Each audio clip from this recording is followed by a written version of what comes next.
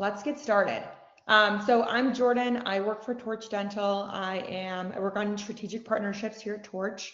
And today I have Art Wiederman with us. Art is the presenter with special expertise in dental practice metrics and benchmarks. He oversees a variety of services, including accounting, tax, and financial planning, retirement planning, and financial practice management. In addition to his podcast, Art lectures nationally on dental accounting and financial management. And he is the dental division director for Eide Bailly in Southern California. So with all due respect, I will hand it over to our presenter, Art Wiederman. Thank you, Jordan. It's an honor to be here. Good morning. I guess on the East Coast, it's good afternoon. I've got a lot of great information to present to you, and I want to make sure that I get it to you. So today's course is called Know Your Practice by the Numbers. Go ahead for the next slide, Jordan, please. I do need to read the disclaimer, a little business to get started before we get into our topic. This presentation is presented with the understanding that the information contained does not constitute legal, accounting, or other professional advice. It's not intended to be responsive to any individual situation or concern, as the contents of this presentation are intended for general informational purposes only. Viewers are urged not to act upon the information contained in this presentation without first consulting competent legal, accounting, or other professional advice regarding implications of a particular factual situation. Questions and additional information can be submitted to your Eide Bailly representative or to the presenter of the session, which is me. Next slide, please. My name is Art Wiederman. I've been a dental CPA for 41 years, back to 1984 when I started with the Pacific Institute of Management. For you gray hairs like myself, Dr. Jim Pride and Dr. Phil Whitener, who brought me into dentistry, I've spoken all over the country, national, state, and local meetings to all the Southern California dental schools.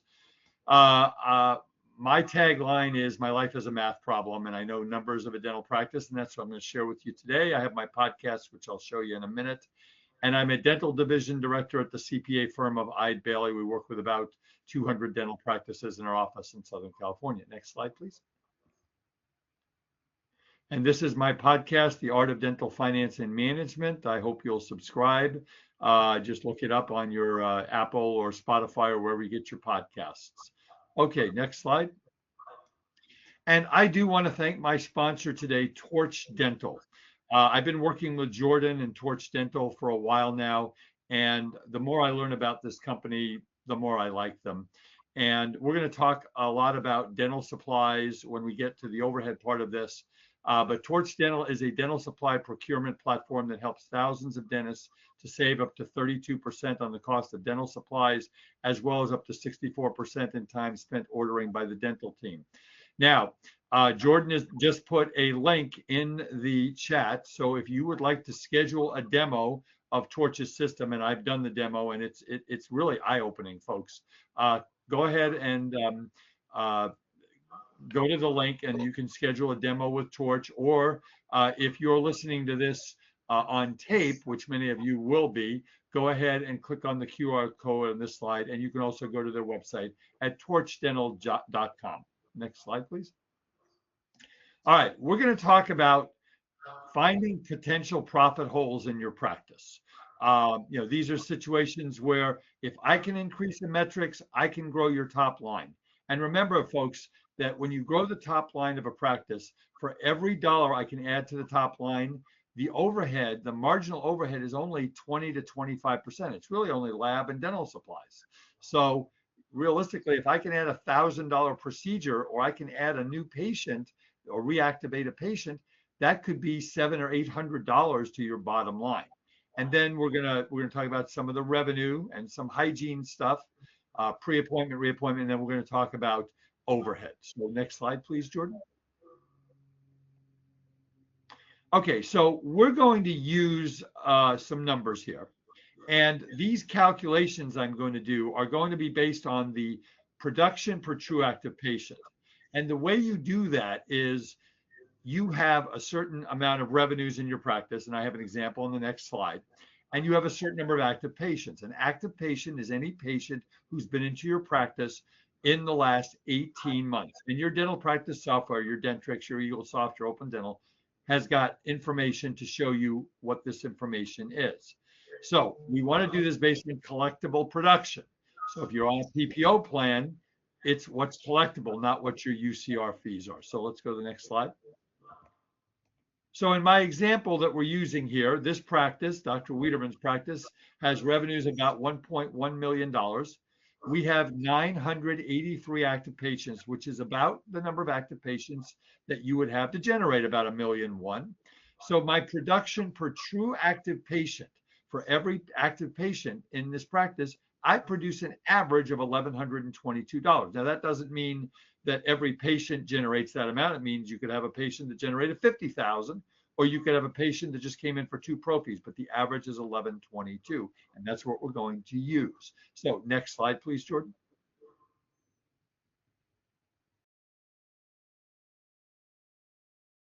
Okay, so the first thing I want to look at is on a monthly basis, my patients gained and lost. So this is going to be best exemplified by an example. So let's go to the next slide. So in Dr. Wiederman's practice in July of 2025, he got 29 new patients. Now, 29 new patients is really, really good.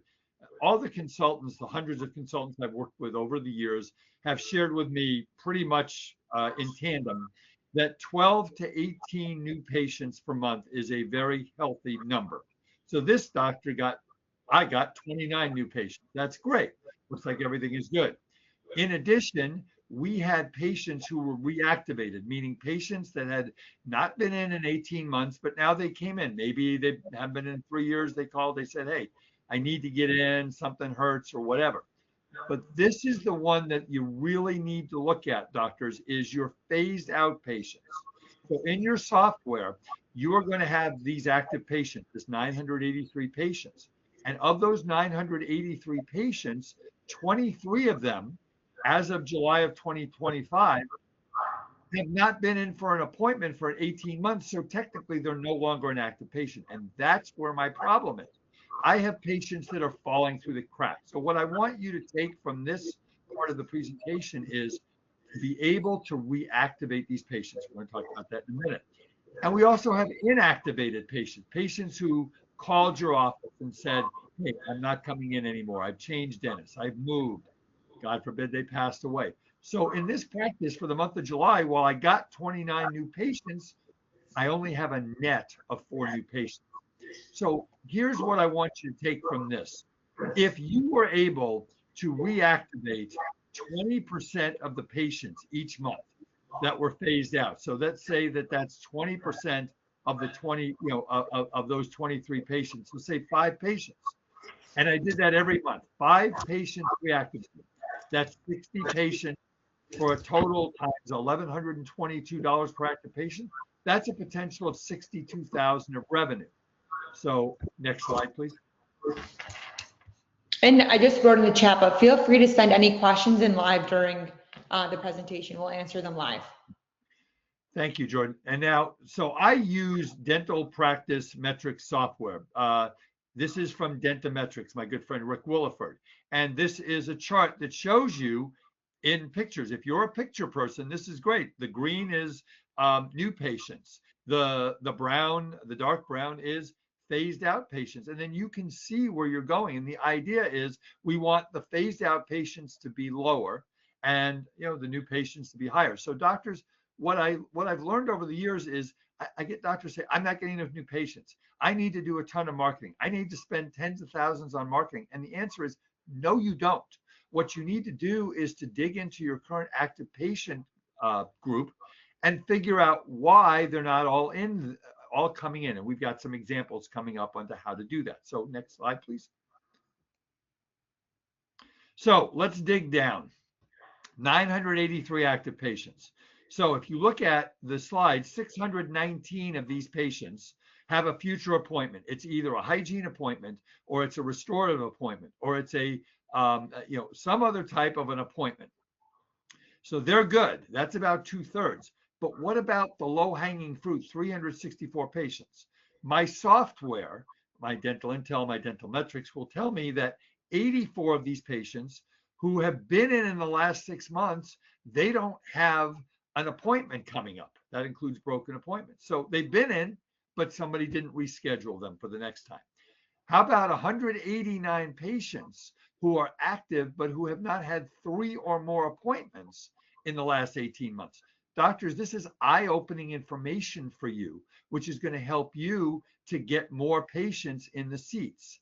And then we have a future recare due on 91 patients. It's due. Your computer system will tell you it's due, but they don't have a future appointment. We're going to talk about that in a minute.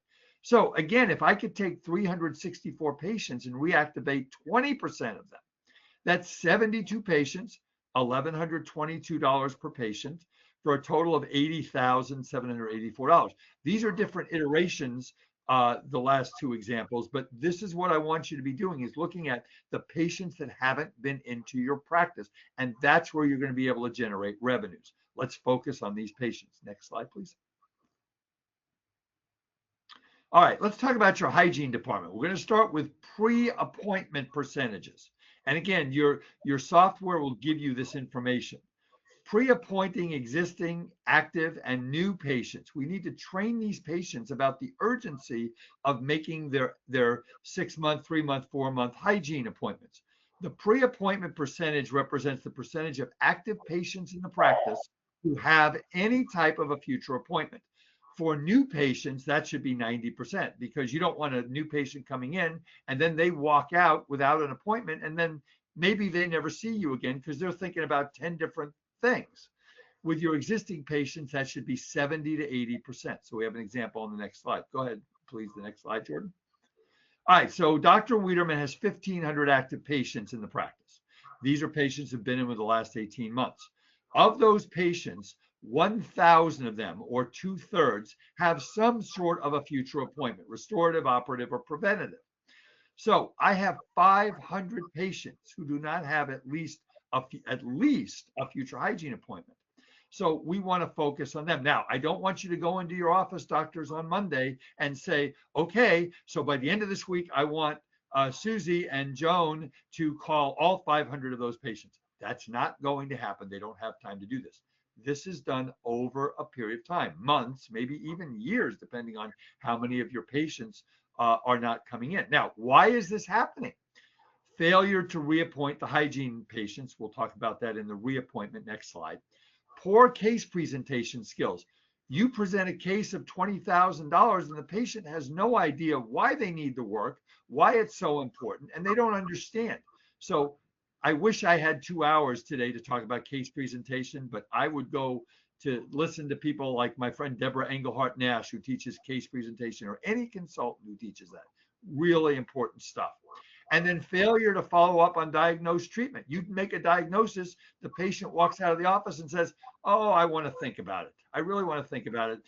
And then nobody calls them back. And what you want to do is say, okay, Mrs. Smith, I know you need to go home and talk to your husband, but may I have permission, always ask permission, may I have permission to give you a call on Friday to follow up and see where you're at? And if she says yes, that means following up. If you don't follow up, Mrs. Smith is moving on to 27 different things. You're moving on to 27 different things. And that diagnosed dentistry may not get done. Next slide, please. Okay, so we talked about pre-appointment. Now let's talk about reappointment, which is specifically for hygiene. This is the percentage of your hygiene patients who are reappointed for their next hygiene appointment when leaving their current appointment. So every patient should leave their appointment, pay their bill, and automatically make their next appointment. That should be close to 90%. Now, for you who are sitting there listening out there, we know that people like airline pilots or airline employees, firefighters, they don't know their schedule. So what you do is you put a hold on for those folks. Say, I'm going to put a hold on for 6 months from now. And then, Joe, I know your firefighter schedule is going to come out. We're going to call you 30 days before just to see if you can make the appointment, but we're going to work with you. You don't want to lose those people. So, for example, practice sees 7 patients in a day and has 6 days per week of hygiene, strong hygiene program. That's 42 patients a week, 4.3 weeks in a month, or 180 patients a month. So if 180 patients came into the month in the office in August, I should see 90% of those patients. Well, hopefully 90%, but at least 70 to 80 for their next hygiene appointment in either 3, 4, or 6 months. And this is something you need to focus on. If your reappointment percentage is 30 or 40%, we call this the revolving door. They're walking out and you're not getting them rescheduled. And doctors, your front office is going to tell you, oh, no. We reschedule everybody. We reappoint everybody. And I will tell you that no, they don't. What is your front office going to say? They're going to say, oh, well, Dr. Wiederman, um, I'm really doing a bad job and I'm not reappointing these patients. I just want to let you know that. No, they're not going to tell you that. What they're going to tell you is they're going to tell you that they're doing a great job, but you need to inspect what you expect. If it's too low, person at the front desk is too busy to take care of this, or they're just not doing a good job, and you might need an additional team member or reallocate duties. But this is really important, the reappointment percentage. And Dental Intel, Dentometrics do a great job of giving you this information. So let's go to the next slide, Jordan. All right, hygiene department, really important. One of my good friends in dentistry is going to be on the podcast here. I'm recording in November, Rachel Wall of Inspired Hygiene. She taught me some of this. I got to give her credit. Hygiene department, and I've taught this for 40 years, does several things. It allows you to ask patients for referrals. It allows you a source of revenue for the practice. We're going to talk about how much in a minute. A source of new work for the doctor. 50 to 75%, doctors, of your operative and restorative work comes from the hygiene department. So if you don't have a strong hygiene department and you don't have lots of days of hygiene and patients coming in and being reappointed, your production in your doctor's side of your practice is going to suffer dramatically. Next slide, please. So let's go through some numbers. 70 to 80% in a general rule of the office production should be performed by the doctor. 20 to 30% of the production should be in hygiene. Now, of the 20 to 30% in hygiene, so let's say we're doing 100,000 a month. The doctor should be doing 70 to 80% of the production, or 70 to 80,000, and hygiene should be doing 20 to 30,000 a month. 25 to 30% of the production in hygiene should be in the 4,000 codes. Non-surgical periodontal maintenance, 4910s, hygiene, periodontal hygiene recall. The national average is 9 to 12%.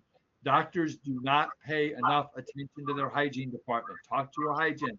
Make sure that they are making an urgent case to the patients about how important it is for us to take a look at this. If we have 4s and 5s in there, we need to have these patients looking at scaling and replanting this SRP. Again, a practice that does lots of large cases is going to have a lower percentage of hygiene to dental production. Next slide, please.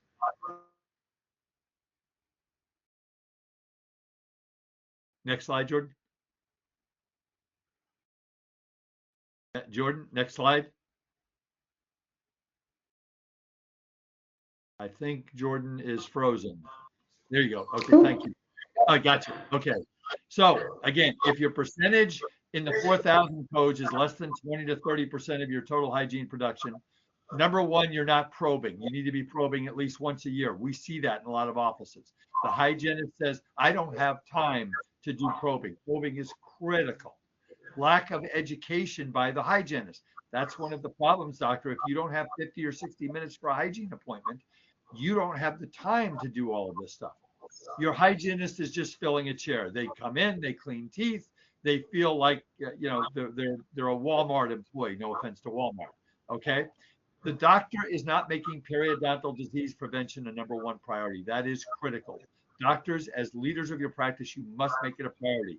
That hygiene is very important. The link between periodontal disease and other afflictions in the mouth. And there's just, again, not enough time in the hygiene appointment. So if you're having issues with your hygienist, while hygienists are hard to find these days, if you've got one that's hurting your practice, that's a conversation that you need to have with yourself, doctors. Next slide, please. Okay. So again, my good friend Rachel Wall, she shared this with me at Inspired Hygiene. You want to do an audit of your perio charting. Are you doing proper perio charting in your practice? What percentage of the charts showing periodontal disease have a non-surgical periodontal treatment plan? A lot of you don't have that. Is the hygienist explaining the links to other issues, links to heart disease and liver disease and Alzheimer's? It's a big deal. And again, doctors, you should be focusing on your patient's total health. And this is focusing on total health. And then the education of the dental team of these health links. We really need to educate the dental team. Next slide, please. All right. So that's about numbers, all right? What I want to do, and again, doctors, if you have any questions, put them in the chat and we'll get to them. The most important thing before we go on to overhead, doctors, is that I want you to understand that you need to be working on your practice and not just in your practice. So I want to know, where are these active patients going? Are they coming in? Are they being reappointed? Are you following up on treatment? And these are things that a dental, and if this is not happening, a dental consultant is someone you should consider talking to. And that is the way you're going to increase your revenues. Now, we're going to be talking about overhead, and cutting your overhead is very important. I had one doctor for many years who did over $1.5 million and had no profit in his practice. And we finally got into this, and we saw all the different services that they weren't using, that they were paying for and weren't getting benefit of. So overhead is really, really important. But focusing on making sure your schedule is filled, making sure your patients are coming in. Every single time that you can have a touch of your patients is a time that you can generate revenues, you can ask for a referral, all these kinds of things. All right, let's get into overhead. Now, I started in dentistry in 1984. All right, that was back when the dinosaurs ruled the earth. I started with the Pacific Institute of Management, Dr. Jim Pride, Dr. Phil Whitener. I ran their financial services division. Back then, we really didn't have PPOs. So expenses were based on a percentage of my full fee production. If I charged $1,000 for a crown back then, that's what it was. I based my expense percentages on that. But we have PPOs. PPOs are a huge part of dentistry. All right. So I like to have you entering your full fee production into your software, so I can see if you're producing $1.5 million on a full fee versus collectible production, which is what you're going to get from insurance plans and full fee of $1 million. I want to know that I'm writing off this extra $500,000. And before I get into overhead, I will tell you that I am a huge fan of looking at your relationship with insurance. And I know, doctors, that you're afraid to go out of network with PPO plans. That's another seminar for another day. I would strongly encourage you to follow the 1 in 3 to 1 in 4 doctors who are changing their relationships with insurance, because the average discount on a PPO plan is 40%. And I guarantee you that companies around the country don't discount their fees or rates by 40%. They can't make a profit. So we won't go much deeper into that. So let's talk about the overhead. So let's go to the next slide, Jordan. So let's start with the major operating expenses, which are staff salaries. So staff salaries should run 18 to 20% of the total production of the office. That does not include associate doctors. That does not include hygienists. We'll talk about hygiene salaries in a minute. All right. We also should be paying about 1 to 2% of the office production in benefits. That's medical, pension, cafeteria plans. Doctors, if you have a much older team, your health insurance bills, I've seen doctors paying $1,000 a month in health insurance to someone who's been there 15, 20, 30 years. You can't afford to do that unless you're making a really good profit. So it's something you need to look at. So 18 to 20%. Next slide, please. So you might have heard that it's not easy to retain team members. The two biggest challenges today in dentistry: insurance reimbursements and hiring and maintaining team members. So I ran my own CPA firm for 33 years. What you need to focus on, doctors, is having a world-class culture so that nobody leaves. of my dear friends in dentistry, my partner in my dental practice sales business for over 20 years, long-term client, long-term friend, fly fishing buddy, Dr. Phil Potter, taught me a term that I use in my life with my wife, my children, my clients, my friends, is that the truth will set you free. Be truthful with your team. Listen to what they're saying. Provide a culture where nobody is afraid to leave your office, to say, I'm sorry, they're not afraid to say something. They're not afraid to say, hey, doc, I really want to talk to you about the way you talk to Mrs. Smith. They can't be afraid that you, doctor, are going to bite their head off or fire them. You want a culture where everybody participates. Some of the best ideas that I got in my CPA practice in 33 years was from my team. I had a management team of 3, and every major decision that I made in the practice, I ran it by them. Now, I was the one that made the decision, but I got their input.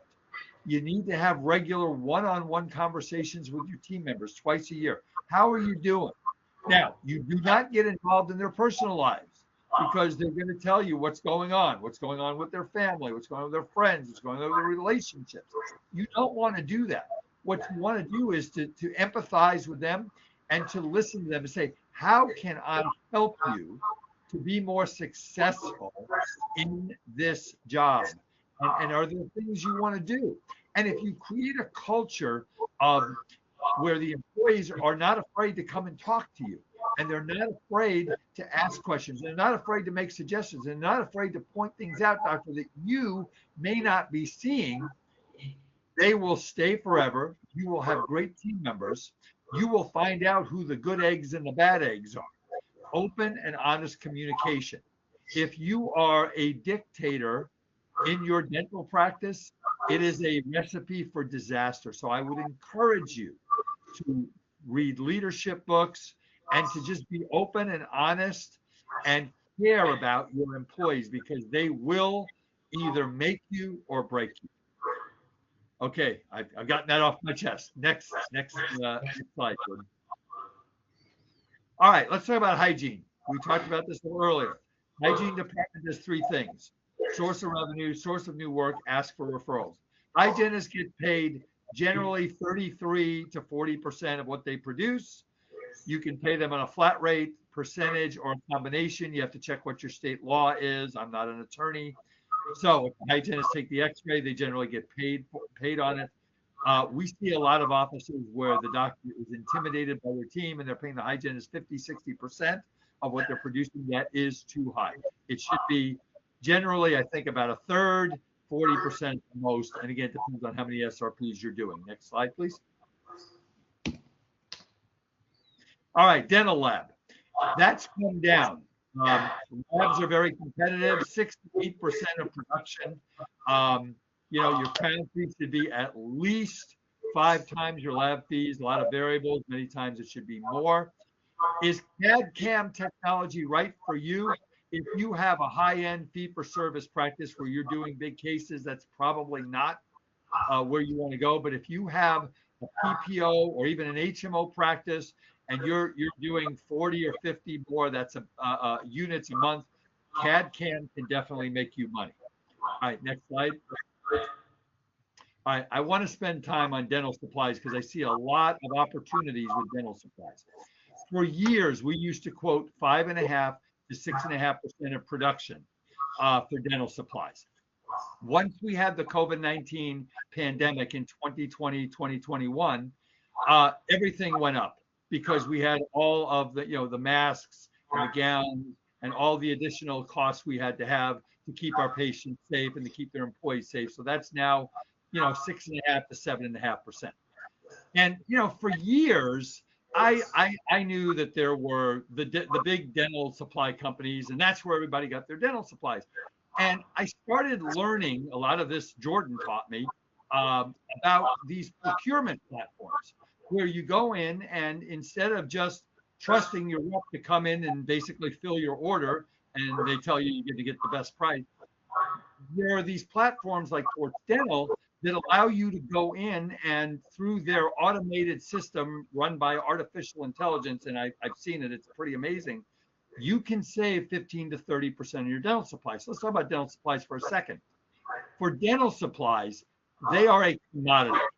If you're going to buy a car, you can buy a Mercedes or a Rolls Royce, or you can buy a car that costs $25,000. So you're going to pay accordingly. When you buy dental supplies, they are a commodity. A glove is a glove is a glove. A burr is a burr is a burr. Impression material, you know where I'm going with it. So when you're talking about a commodity, the idea is you get one that you're going to use and you pay the least amount that you can for that supply. So when you work with a procurement platform like a Torch Dental, they literally are going to take that commodity that you're going to be paying 15 to 30% more on, and they're going to get you the same or a very similar product for 15 to 30% less. So again, I'm required by law to do numbers. If you have a $1.5 million per year practice and your dental supply expenses are 7%, that's $105,000. If I can save 20% of this, or 25%, but let's say 20% using, again, a procurement platform like Torch Dental, okay, I'm going to save $21,000 a year. What does that do for you, doctors? Number one, it increases the value of your dental practice. We value dental practices as a general rule at about 2.5 times your annual net profit.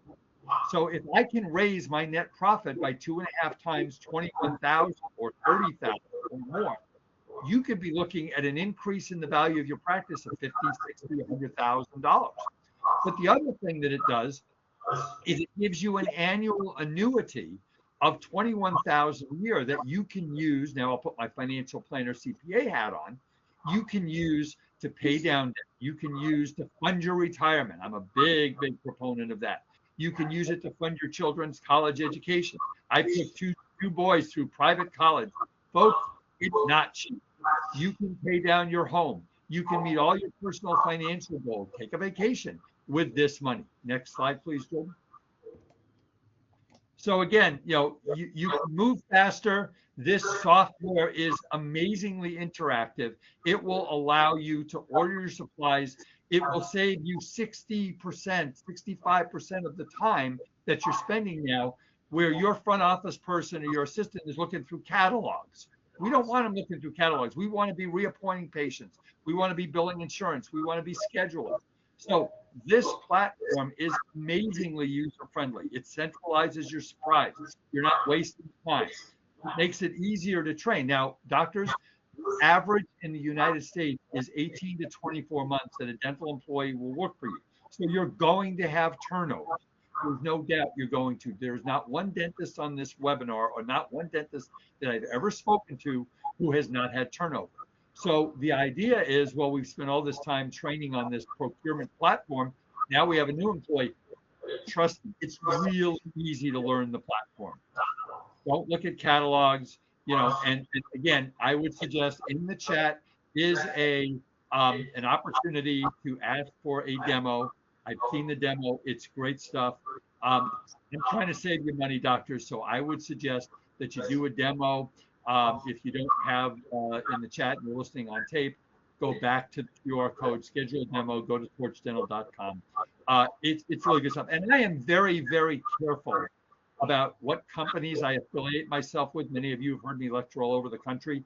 I get solicitations every week of companies, but this platform I really like. So I would encourage you to take a look at it.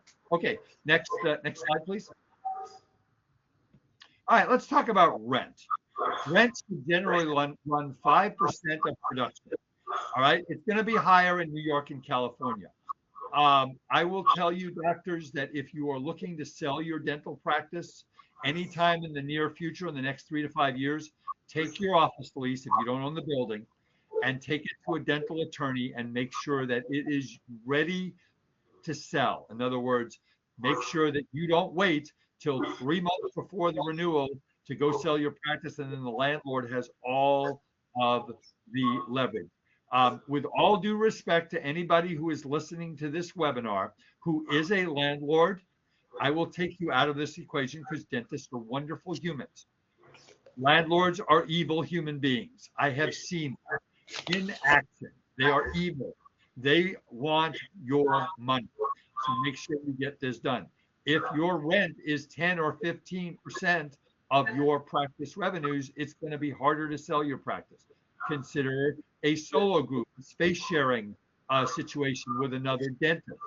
But again, if your rent is low, that's great. If your rent is 10 or 15%, can we make use of the space? Does that mean that we go ahead and do some consulting, grow the practice? I mean, I have doctors that are doing 400,000 or 500,000 a month in 6 operatories. Their rent is ridiculously high. So we want to. That's another indicator of the rent being too high. Is maybe you're not producing enough. Maybe you need work on your case presentation skills. So as a dental CPA, I can look at these numbers and tell you that's what this means. If your staff salaries are 25 to 30% of your revenues, that tells me that either you're overstaffed or you're underproducing for the number of employees that you have. That's what these numbers tell me. And then we get into a deeper conversation. Next slide, Jordan. Next slide. Okay, thank you. All right, let's talk about marketing. I really believe that I should have been a sales and marketing guy, not an accountant, because I love marketing. I'm not as good at social media as some of the younger people or as my kids. In fact, my joke is I had my kids in order to teach me how to use computers and get on Instagram and Facebook and all this stuff. But here's some interesting stats. According to DemandStage, a US-based online data and analytics platform, 279.8 million people. That's about 80 to 85% of the people in the country use Facebook. And 52% of Americans search for health-related tools on the internet. They go directly to social media sites rather than search engines or official sources. People like me over the age of 60, okay, this is how they keep in touch with their grandchildren. Talk to your younger employees. They know how to do this. There's people out there that do social media marketing. My good friend Rita Zamora does that for dentists. So, I'm telling you, the doctors that use social media marketing get more new patients. They're more connected with their patients. They make you look like you're more of a human being and all this stuff.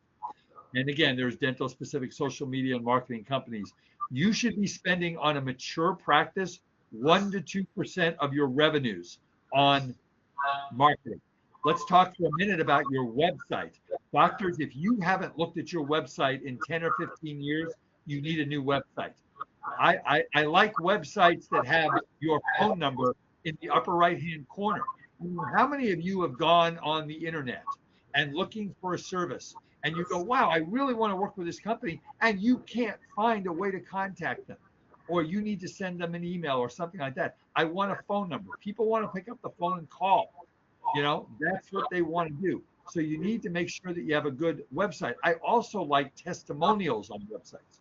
Wouldn't it be great if you open a website and they're looking, someone opens a website and they see Dr. Wiederman, and the first thing they see is a little video, 30 to 45-second video, and people like to watch videos.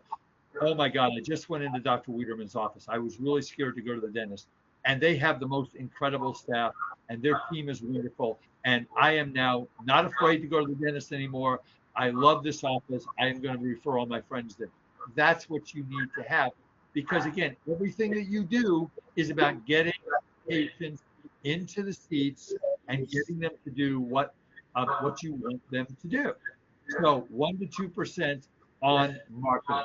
Next slide. So again, a little bit more of that.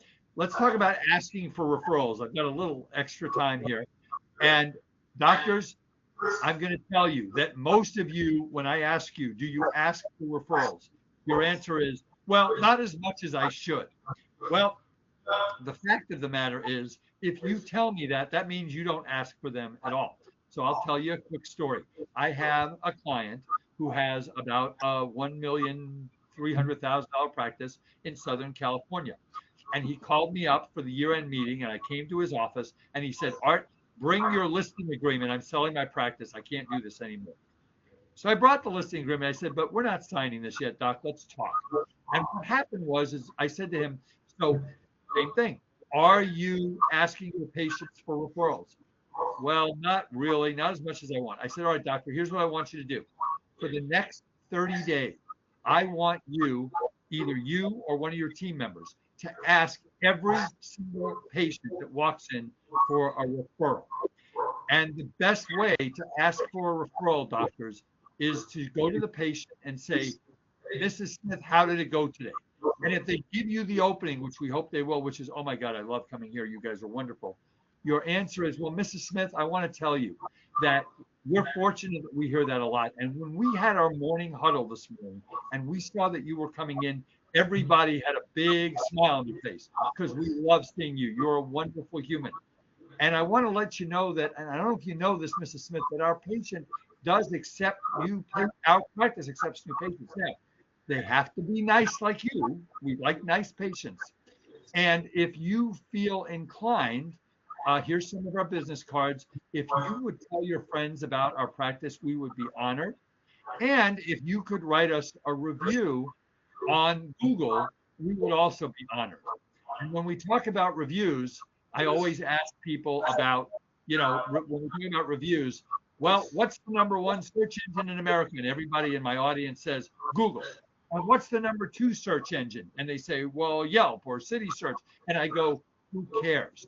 It's all about 5-star reviews. Now, you're not going to get 100% of them, but you've got to get people to write reviews for you. Okay? Get involved in your community. If you can live in the community that your practice is in, and your kids go to school there, and you're involved in your religious organization, that's great. Meet business owners in your neighborhood. Okay? Have a relationship with a cardiologist. And you're going to say, Art, what does that have to do with anything? Well, remember that the link between periodontal disease and heart disease is huge. And if you get patients 50 and over who have heart issues, they are likely to have perio issues. They're likely to have the need for implants. Those are bigger cases. Get a relationship with a cardiologist and a sleep center. I will give you a personal insight. About 20 years ago, I went into my dentist and he says, well, how's your health? And I said, well, I'm really not sleeping well. I wake up a lot of times. He says, you might have sleep apnea. I said, sleep whatnea? I didn't know what it was. So I went and had a sleep study and found out that I had severe sleep apnea. I've been sleeping with a CPAP for 20 years, and I guarantee you, doctors, it saved my life. Please look at sleep dentistry for your patients. 40 million people in America have sleep apnea. 60 million have sleep disorders. Halloween candy buyback. Halloween is coming up in 3 weeks. Look, just Google. I don't have time to get into all that. Google Halloween candy buyback, where you get the kids to bring their excess Halloween candy into the office, and you pay them $1 a pound, and that gets the kids in, and that brings the parents in, and that brings people to see your office, and you can publicize that in your community. I am a big Fred Joyle fan. Fred was the founder of 1-800-Dentist, is a dear friend. Fred has written many books, 3 or 4. I've read them all at least twice. His new book is called Boldness. If you ever get a chance to read that or read any of his books, you can get them on Amazon. Read his books. They are really eye-opening about marketing. All right, I'm going to take a breath. I've been talking a lot. Next slide, Jordan. We talked about this. Let me go over it one more time. I think it's really important.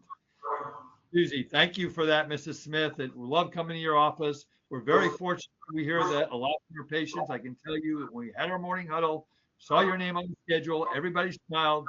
We enjoyed seeing you. I'm not sure that you know this, but our practice is always accepting new patients, especially patients like you who value the high quality of care that we give our patients. If you have any friends, we would be honored to take care of them. And I've taught this to doctors. And by the way, back to my story, he asked for I jumped off the story. So he asked, he did that. He called me about 2 months later. He said, Art, I'm taking you to lunch. So I said, what are you taking me to lunch for? He says, Art, I did what you told me. I asked every patient for a referral. Last month, we had the biggest month in this practice by 30%. We got 50 new patients in the practice because none of our patients knew that we accepted new patients. Doctors, your patients don't know that you need new patients. They know, let's think about it. Mrs. Smith goes out and she's got 3 things to do today. She's got to take Johnny to school. She's got to go do shopping and pick up the dry cleaning. Oh, and yes, she has to refer Dr. Wiederman 10 new patients. No, it does not work that way, folks. That's not how it works. You need to educate your patients about how important it is to have good health and how important it is for them to refer to your office. Next slide, please. All right, so we're going to put a bow on this webinar, and we're running on time. So major operating expenses, 18 to 20%. Hygiene salaries, we talked about 33 to 40% of the total office production. That generally runs about 7 to 10% of your revenues. So if your staff salaries, including your hygienist, but not including your associate, that's a different conversation, is more than 30%, we need to have a conversation. Your payroll taxes are going to run 1 to 2%. Never, ever, ever, ever, ever, ever, ever. Is that enough evers for you, folks? Never, ever fall behind in your payroll taxes. It is very expensive. And you're going to say, well, I'm incorporated. They can't come after me if I don't pay my payroll taxes. Yes, they can. The law says they can. Your employee benefits, your medical insurance, and other benefits, 1 to 2%. Labs, 6 to 8%. Dental supplies, and remember, lab is 6 to 8% unless I have a CAD/CAM machine, in which case it should be 1 to 3%. And I would look at CAD/CAM technology depending on the type of practice you have. Dental supplies, we spend a good amount of time on dental supplies. Again, I would encourage you guys, look at a company like Torch Dental, look at the procurement platform. If we can get your dental supply bill down 1%, doctor, if you have $1.5 million practice, every 1% I can reduce this overhead by either actually reducing the overhead or by increasing my production, is going to save you $15,000 in your pocket. For dental supplies, 6 to 7%, rent around 5%, marketing and advertising 1 to 2%. So major operating expenses, 45 to 56%. Next slide, Jordan. So your minor operating expenses, and let's talk about those for a minute. Minor operating expenses are things like your professional fees, your accountant, your attorney. If you are not using an HR company, you might strongly consider using one, like my good friend Aliyah Ramshi on HR for Health. He has an HR company. They help you. He shared with me that when you bring an employee on, there are 18 different forms that employee needs to fill out, at least here in California. And most doctors don't do that. So computer expenses.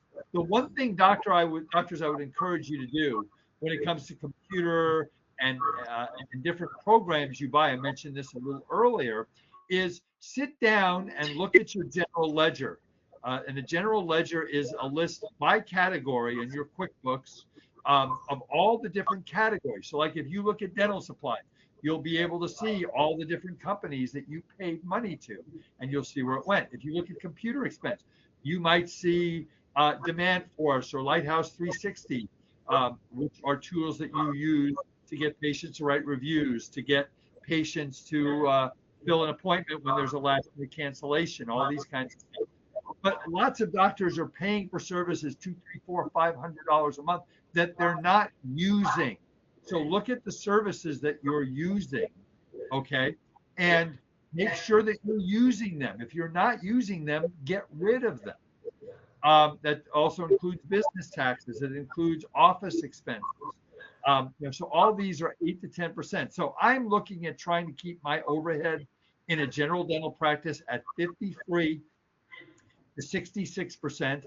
If I had a 40% profit margin and I do 1.5 million, and let's do this, this is the way I think as a CPA, 1.5 million, let's say that 80% of that is doctor production. That's 1.2 million. That's $100,000 a month. That's about $6,000 to $7,000 a day, depending on how many days a week that you work. And the rest is the hygiene. Okay? You can make a net profit of $600,000. And doctors, at $600,000 or even $400,000 or $500,000, you can fund your retirement. You can put your kids through college. You can pay off your house by the time you retire. You can live a wonderful, wonderful, wonderful life. But I will tell you that if 80% of your practice is PPOs, And of that 80%, the majority of them are 40 to 60% discounted of your normal fees. You will not get to 40% profit. It will not happen. You will be on the treadmill and running and spending less time with your patients. Every doctor that I have spoken to who has gone out of network with insurance and has gone fee for service is happier. They're making more money. They're spending more time with the patients.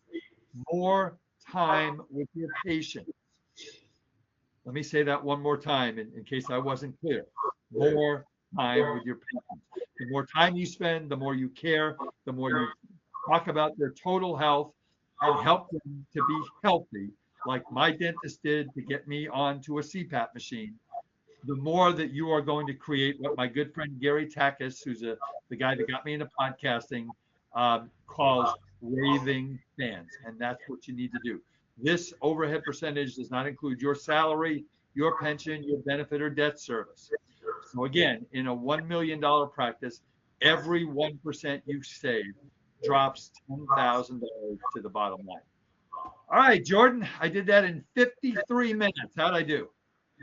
Awesome. And we'll save the rest of the time for questions. All right. Anyone? So if any of you have questions, go ahead, Jordan. Yeah, if any of you have questions, put them up there. Dr. Jordan, why don't you put the link to Torch Dental up one more time in the chat so the doctors can, if they want to get a demo, can you do that one more time? Of course. I figured, because you're one of these young people, Jordan, that's teaching me all about this technology stuff, right? Yes, technology is the best way to optimize your office for efficiency and production. Exactly. So do we have any questions? Doesn't look like it. No? All right. Well, Nope. doctors, listen, again, remind you is that if you're listening to this live and you want a demo with Torch Dental, if you want to contact me, my office number is 657-279-3243. My email is Wiederman, that's AWIEDERMAN @EIDBAILLY, that's EIDEBAILLY.com. Reach out to me. Tell me you liked the webinar. Tell me you didn't like the webinar. No, don't tell me you didn't like the webinar. That wouldn't be very nice. But anyway, I would love to hear from you. I love helping people. I hope that this information today was helpful for you. I am very passionate about helping dentists. Dentists, I think they are some of the most wonderful, kind humans on the planet. I have been honored and humbled to spend my career working with dentists. It has been a joy. It's been a wonderful journey. I've made so many wonderful friends. I've met so many wonderful people like Jordan Levitas at Torch Dental. And it's a joy doing this. And I know I've been able to give back to people. Listen to my podcast. Again, go on to torchdental.com. Doctors, you're going to save money. And I think we're good, Jordan. Anything else? Any final comments? No, just Anne Marie Hart wrote, Torch is the best. We got a Torch user in the chat. So thank you, Anne, for sharing your experience. Oh, okay. That's great. Thank you, Anne. Appreciate that. And doctors, one more thing I'll share with you is if it is, we're recording this on October 10th live. If you are coming to the Chicago Midwinter Dental Meeting, Jordan, I'm pretty sure you're going to be there. Yes. Okay, well, I will be speaking. I'm doing an hour-and-a-half lecture on this topic. In fact, I'm doing pretty much this lecture. And I'm doing an hour-and-a-half lecture on financial planning, and I will be there. And I look forward to, I don't have a booth because I'm a speaker, but if you come to the talks, if you listen to the podcast, please come up and say hi. I'd love to meet you. And the Chicago Midwinter Meeting, if you have never been, is awesome. I was there 35 years ago as a speaker, and I had my now 36-year-old son, Nathan, and he was in a stroller, and we got off the airplane, and all I can remember him saying is, "Daddy, cold." So, Jordan, I do have a heavy coat. I will bring it in February. But anyway, I think we're good. Awesome. Thank you, everyone. All right. Have a great day. Have a wonderful weekend.